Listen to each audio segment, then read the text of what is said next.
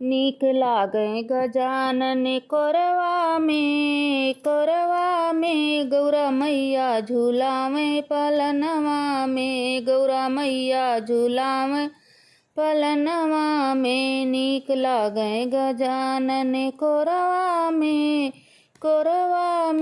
गौरा मैया झूलावे पलनवा में।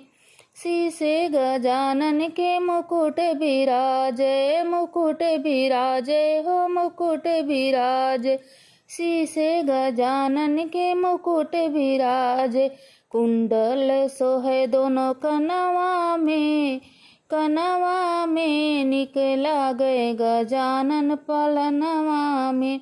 नीक लागे गजानन पलनवा में। नीक लागे गजानन पलनवा में गौरा मैया झूलावे पलनवा में। गले गजानन के हरवा सोहे हो हरवा सोहे। गले में गजानन के हरवा सोहे। सिंदूर के टीका सोहे लीलरवा पे नीक लागे गजानन पलनवा में। नीक लागे गजानन पलनवा में। नीक लागे गजानन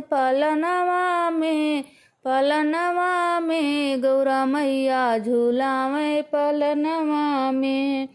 अंगूरी गजानन के मुनरी सोहे हो मुनरी सोहे। अंगूरी गजानन के मुनरी सोहे। कंगन सोहे दोनों हथवा में नीक लागे गजानन पलनवा में। नीक लागे गजानन पलनवा में।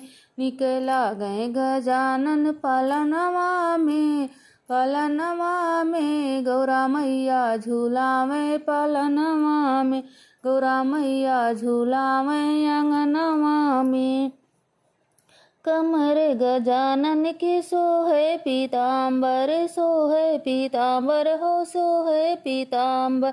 कमर गजानन के सोहे पीताम्बर। पैजनिया बाजे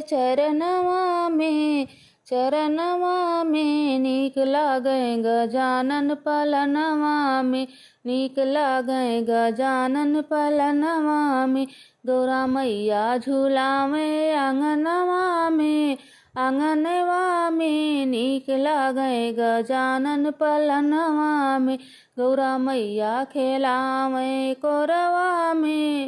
कोरवा में नीक लागे गजानन पलनवा में।